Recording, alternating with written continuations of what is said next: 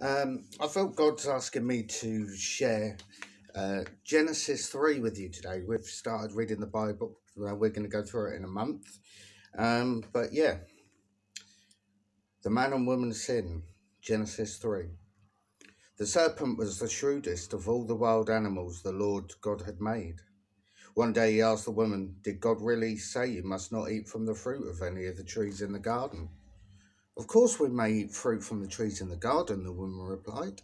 "It's only the fruit from the tree in the middle of the garden that we're not allowed to eat. God said you must not eat it or even touch it. If you do, you will die." "You won't die," the serpent replied to the woman.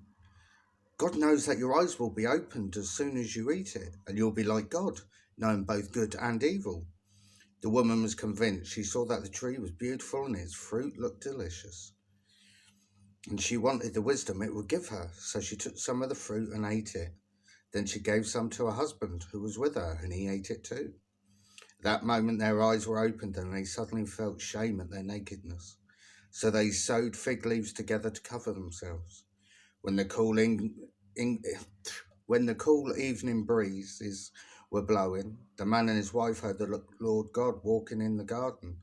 So they hid from the Lord God among the trees. Then the Lord God called to the man, "Where are you?" He replied, "I heard you walking in the garden, so I hid. I was afraid because I was naked." "Who told you that you were naked?" the Lord God asked.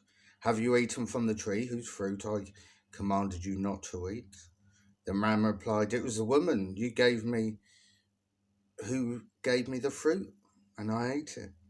Then the Lord God asked the woman, "What have you done?" "The serpent deceived me," she replied. "That's why I ate it." Then the Lord God said to the serpent, "Because you have done this, you are cursed, more than all animals, domestic and wild. You will crawl on your belly, groveling in the dust as long as you live. And I will cause hostility between you and the woman, and between your offspring and her offspring. He will strike your head, and you will strike his heel." Then he said to the woman, "I will sharpen the pain of your pregnancy, and in pain you will give birth. And you will desire to control your husband, but he will rule over you."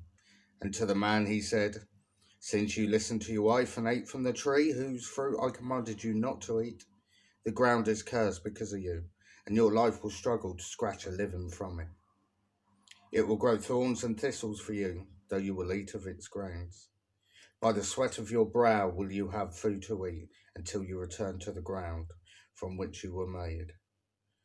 For you were made from dust, and dust you will return." Then the man, Adam, named his wife Eve because she would be the mother of all who live. And the Lord God made clothing from animal skins for Adam and his wife. Then the Lord God said, "Look, the human beings have become like us, knowing both good and evil. What if they reach out, take fruit from the tree of life and eat it? Then they will live forever." So the Lord God banished them from the Garden of Eden, and he sent Adam out to cultivate from the ground for which he had been made. After sending them out, the Lord God stationed mighty cherubim to the east of the Garden of Eden, and he placed a flaming sword that flashed back and forth to guard the way to the tree of life. Let's just think, have some thought, and contemplate on that. Pretty powerful stuff, disobeying God back then. And that's how we became humans as humans. May your day be blessed.